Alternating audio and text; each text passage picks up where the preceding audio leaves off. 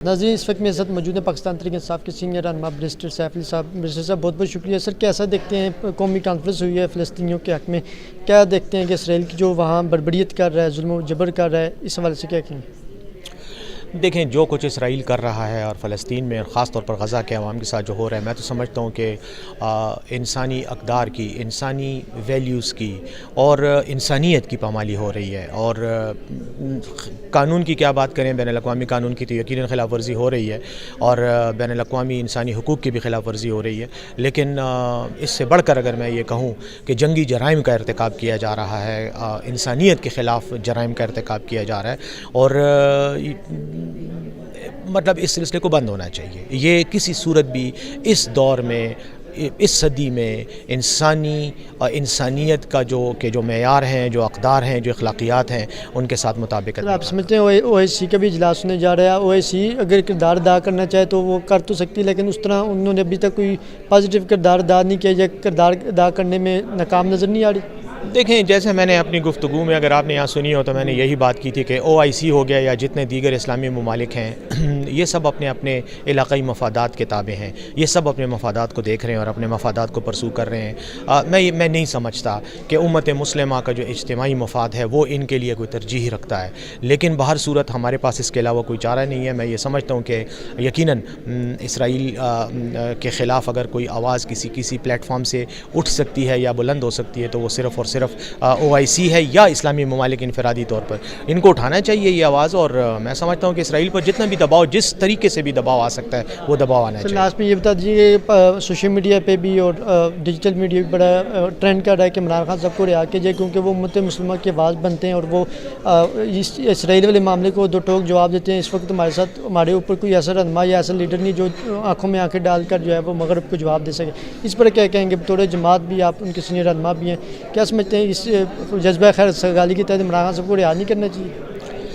دیکھیں عمران خان صاحب نے فلسطین کے لیے آواز اٹھائی ہے، اقوام متحدہ میں اٹھائی ہے، ہر فورم پہ اٹھائی ہے، کشمیر کے لیے اٹھائی ہے، اور میرے خیال میں اس بات کے لیے میرے الفاظ سے زیادہ فلسطینیوں کے اپنے الفاظ اگر ان کو آپ دیکھیں ہو تو دیواروں پہ وال چاکنگ کر رہے ہیں اور عمران خان صاحب کی بات کر رہے ہیں کہ وہی ہمارے لیڈر ہیں اور وہی ہمارے لیے بات کریں۔ لیکن یہ ہماری بدقسمتی ہے کہ ہم اپنے سیاسی مفادات، سیاسی اختلافات کو بنیاد بنا کر اپنے اچھے لوگوں کو ضائع کر رہے ہیں۔ اس وقت یقیناً عمران خان صاحب کو کی ضرورت ہے کہ وہ باہر نکلیں، پوری دنیا میں ان کی ایک شخصیت ہے، ان کا ایک مقام ہے، اور وہ اگر اپنی ذاتی حیثیت کو بھی صرف استعمال کریں تو میں سمجھتا ہوں کہ وہ فلسطینی عوام کی آواز کو بہت بہتر انداز میں پوری دنیا میں اٹھا سکتے ہیں۔ لیکن ہماری بدقسمتی ہے کہ ہم سیاسی اختلافات کو اپنے قومی مفادات پہ وہ کر دیتے ہیں، زیادہ ترجیح دیتے ہیں۔ سر یہ بتائیے گا کہ مسئلہ فلسطین کے حوالے سے کیا کہیں گے آپ؟ اس حوالے سے آپ کا کیا موقف ہے اور کیا سمجھتے ہیں کہ پاکستان کو اس حوالے سے امداد کرنی چاہیے اپنی فلسطینی بھائیوں کے لیے؟ بہت شکریہ۔ میں تو سمجھتا ہوں کہ امداد سے بڑھ کے بھی بات کرنی چاہیے۔ امداد تو ایک ڈائمنشن ہے۔ پاکستان تو ایک دیکھیں نا، بڑی اسلامی مملکت ہے، بڑی اسلامی ریاست ہے، تو ہمارے تو بہت سے فرائض ہیں، اور اس حوالے سے تو اس میں کوئی دو آراء ہونی نہیں چاہیے کہ پاکستان کو جو ہے انیشیٹو لینا چاہیے اور آگے بڑھ کے مسلم دنیا کو یکجا کرنا چاہیے اور ایک متفقہ پالیسی، ایک انیشیٹو لینا چاہیے جس سے فلسطین کے کاز کو حل کرنے میں مدد ملے۔ ہیومینیٹیرین اسسٹنس اپنی جگہ پہ، لیکن جب تک یہ تنازع حل نہیں ہوگا، جب تک فلسطینی ریاست بنے گی نہیں، اس وقت تک تو یہ معاملات اس طرح ہی چلتے رہیں گے۔ ہر 4-5 سال کے بعد ہم یہی دیکھیں گے تماشا مڈل ایسٹ میں، اور اسرائیل کی جو ریاسی دہشت گردی ہے یہ تو جاری رہے گی، اور اس کی بنیادی وجہ ایک یہ بھی ہے کہ مسلم دنیا تقسیم در تقسیم ہے، منقسم ہے۔ یہ بھی ایک یکجا ہو جائے، ایک پالیسی انیشیٹو ہو تو بہت سی چیزیں حل ہو سکتی ہیں۔ بس اب یہ فرما دیجیے گا کہ او آئی سی کے اپنا مثبت کردار ادا کرنے میں ناکام نظر آ رہی ہے، مطلب کوئی اس طرح بڑا کام انہوں نے کیا اسلامی ممالک کو یکجا کرنے میں بھی ہمیں کوئی پازیٹیو رول ان کا نظر نہیں آ رہا۔ آپ کیا سمجھتے ہیں کہ او آئی سی اسلامی تعاون تنظیم جو ہے وہ کوئی اس میں اپنا کردار رول ادا کر سکتی ہے، اس تمام اسلامی ممالک کو جوڑ کر ایک پازیٹیو موقف اختیار کر سکتی ہے، دنیا کو بتا سکتی ہے کہ مسئلہ فلسطین کو جو ہے ان کے منگوں کے مطابق حل کیا جائے؟ اور اب یہ بھی بتا دیجیے کہ اب اس جنگ کے بعد آپ کیا سمجھتے ہیں کہ فلسطین جو اسرائیل ہے اس کو تسلیم کرنا اسلامی ممالک کے لیے ناممکن سا نہیں ہو جائے گا؟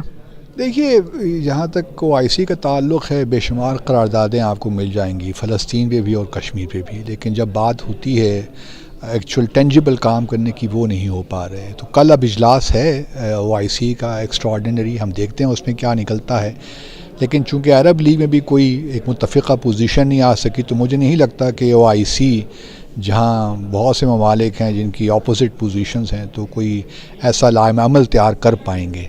جہاں تک بات یہ ہے کہ مسلم دنیا کچھ کرے اس میں, یا یہ جو پروسیس ہے, دیکھیے اس سے پہلے بھی غزہ میں ہم نے 2008 میں دیکھا, 2009 میں دیکھا, 2014 میں دیکھا, 2021 میں دیکھا. یہ غزہ اور اسرائیل کی جو دہشت گردی ہے تو بڑے پہلے بھی ہوتی رہی. سوال یہ پیدا ہوتا ہے کہ اب کیا کیا جائے. مسلمان دنیا کو سوچنا چاہیے کہ جب بھی انہوں نے اسرائیل کی جانب قدم اٹھایا ہے تو اس سے فلسطین کے کاز کو نقصان پہنچا ہے. یا تو یہ ہوتا نا کہ اگر وہ تسلیم کر لیتے, کوئی مذاکرات چلتے, تو فلسطین کے معاملے میں آگے بڑھ رہے ہوتے تو پھر دل کو اطمینان ہوتا. لیکن معاملہ یہ ہے, معاملہ الٹا ہے کہ ہمارے عرب برادر جو ملک ہیں, ممالک ہیں, وہ اسرائیل کی جانب قدم تو اٹھا رہے ہیں, لیکن اسرائیل کا معاملہ پیچھے ہٹ رہا ہے.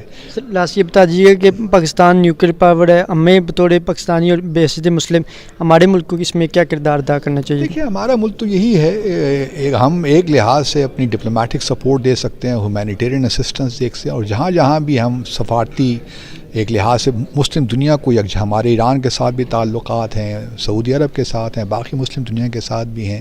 تو ہمارا OIC کے چونکہ ہم فاؤنڈنگ ممبر ہیں, تو ہماری ایک ذمہ داری تو بنتی ہے کہ ہم مسلم امہ کو کم از کم یکجا کرنے کے لیے اور ان کا ایک انیشیٹو لینے کے لیے محنت کریں اور کوشش کریں. Thank you so much for joining. جی ناظرین, یہ تھے عبدالباسط صاحب جو کہ GNN سے خصوصی گفتگو کر رہے تھے. اپنے میزبان سردار طیب خان کو اجازت دیجیے.